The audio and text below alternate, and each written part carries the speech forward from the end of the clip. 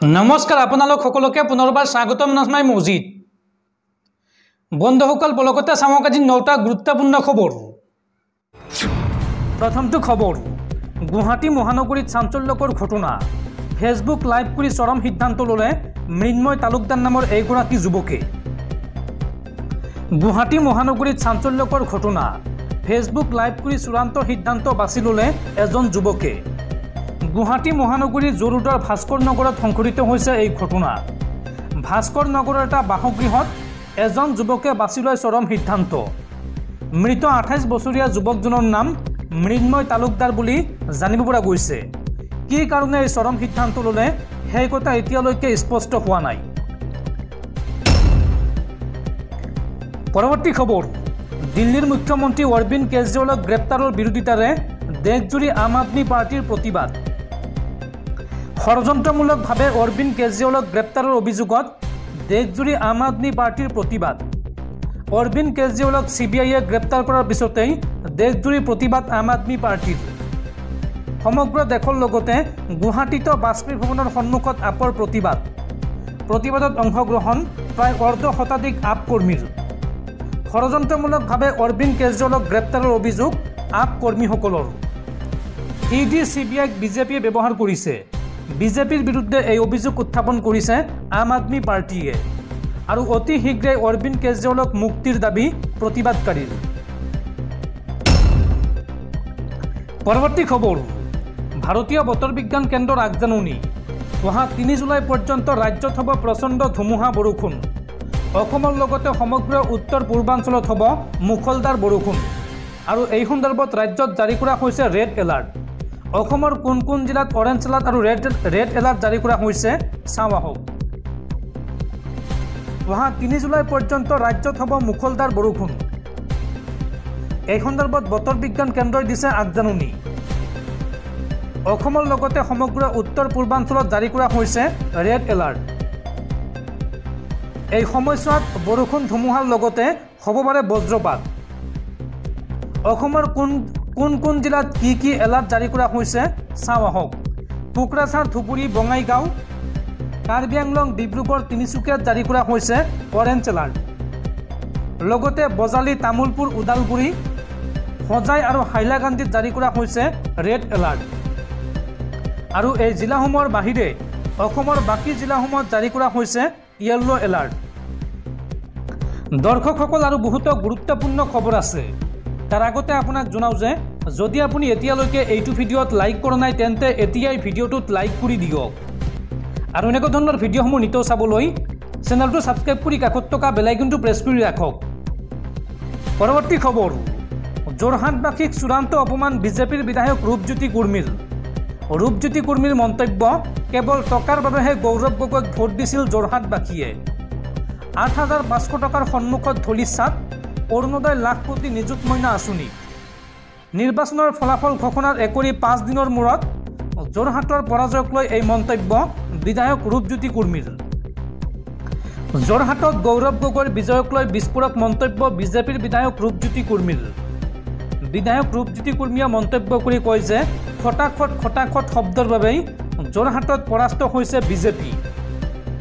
নিৰ্বাচনৰ সময়ত 8,500 টকাকৈ দিয়াৰ প্ৰতিশ্ৰুতি দিছিল কংগ্ৰেছে। খটাখট শব্দ কৈ বেংক একাউণ্টত সোমাব বুলি কৈছিল কংগ্ৰেছে। আৰু গৌৰৱ গগৈৰ পৰা এতিয়া ৰাইজে 8,500কৈ টকা বিচাৰিব বা যোৰহাটবাসীক 8,500কৈ টকা দিয়ক গৌৰৱ গগৈয়ে। এই মন্তব্য ৰূপজ্যোতি কুৰ্মীৰ। খটাখট শব্দ যোৰহাটত ঢৌ সৃষ্টি কৰা বুলি দাবী ৰূপজ্যোতি কুৰ্মীৰ। অসমৰ সমস্যাৰ সলনি মণিপুৰক লৈ ব্যস্ত আছিল গৌৰৱ গগৈ। সংসদত ৰাজ্যৰ সমস্যাৰ কথা নুলিয়ালে গৌৰৱ গগৈয়ে। এই মন্তব্য বিজেপিৰ বিধায়ক ৰূপজ্যোতি কুৰ্মীৰ।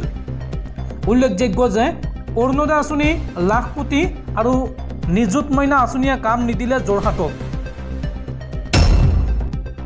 পৰৱৰ্তী খবৰ ৰাজ্য কঁপাই যোৱা গুৱাহাটী বিশ্ববিদ্যালয়ৰ মাৰ্কশ্বিট কেলেংকাৰীত জড়িত থকাৰ অভিযোগত এইবাৰ গ্ৰেপ্তাৰ কৰা হৈছে RSSৰ নেতাক।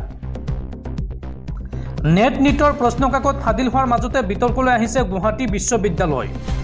মাৰ্কশ্বিটৰ কেলেংকাৰীক লৈ বিতৰ্কলৈ আহিছে গুৱাহাটী বিশ্ববিদ্যালয় আৰু এই তথ্য লাভ কৰাৰ পিছতেই তদন্ত আৰম্ভ কৰি ক্ষীপ্ৰ ব্যৱস্থা গ্ৰহণ কৰিছে অসম আৰক্ষীয়ে।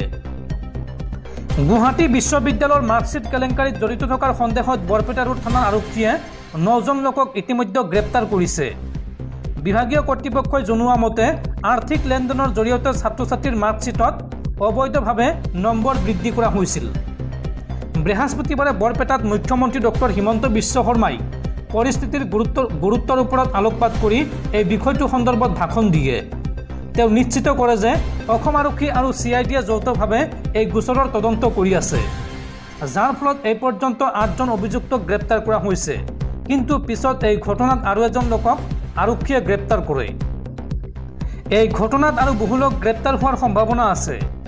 বৰপেটা ৰোডৰ গণেশলাল চৌধুৰী মহাবিদ্যালয় কৰ্তৃপক্ষই স্নাতক ষষ্ঠ ষান্মাসিকৰ ছাত্ৰ আজিজুল হকৰ নম্বৰত খেলিমেলি লক্ষ্য কৰে আৰু তেতিয়াই এই কেলেংকাৰী পোহৰলৈ আহে।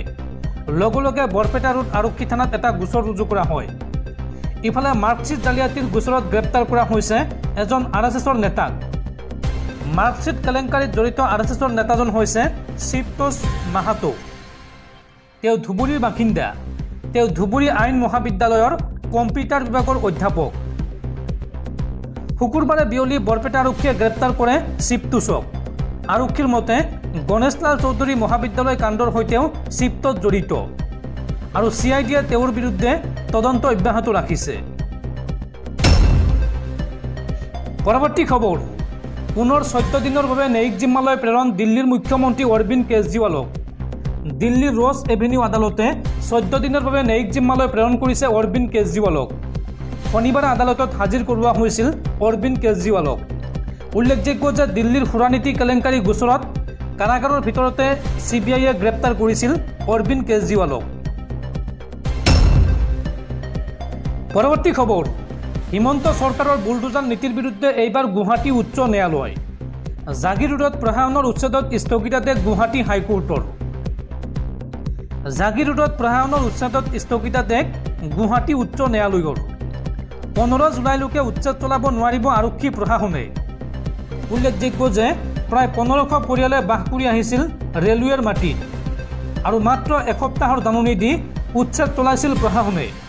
আৰু ইয়াৰ বিৰুদ্ধে গুৱাহাটী উচ্চ ন্যায়ালয়ৰ দ্বাৰস্থ হৈছিল উচ্ছেদিত পৰিয়ালসমূহ।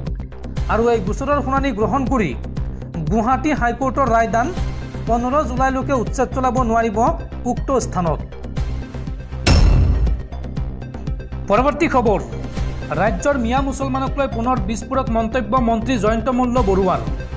মন্ত্ৰী জয়ন্ত মল্ল বৰুৱাই মন্তব্য কৰি কয় যে লোকসভা নিৰ্বাচনৰ পৰাই মিয়াৰ আক্ৰমণ চলিছে খিলঞ্জীয়াৰ ওপৰত। খিলঞ্জীয়াৰ ওপৰত এটা বিশেষ সম্প্ৰদায়ে আক্ৰমণ চলাই থকাৰ সময়তো কেৱল ভোট বেংকৰ স্বাৰ্থত আজি বিৰোধীয়ে এষাৰো মাত মতা নাই। দুধনৈৰ ধৰ্ষণ আৰু হত্যাকাণ্ডৰ বলি হোৱা ভুক্তভোগী পৰিয়ালক মুখ্যমন্ত্ৰীৰ নিৰ্দেশত সাক্ষাৎ কৰি এই মন্তব্য মন্ত্ৰী জয়ন্ত মল্ল বৰুৱাৰ। পৰৱৰ্তী খবৰ, দিল্লীৰ ইন্দিৰা গান্ধী আন্তঃৰাষ্ট্ৰীয় বিমানবন্দৰৰ পাছত এইবাৰ ভাঙি পৰিল ৰাজকোট বিমানবন্দৰৰ ছাদ। তীব্ৰ বৰষুণৰ পিছতে ভাঙি পৰে বিমানবন্দৰটোৰ টাৰ্মিনেলৰ ছাদ। উল্লেখযোগ্য যে 2023 31 জুলাইত প্ৰধানমন্ত্ৰী মোদীয়ে উদ্বোধন কৰিছিল এই বিমানবন্দৰটো।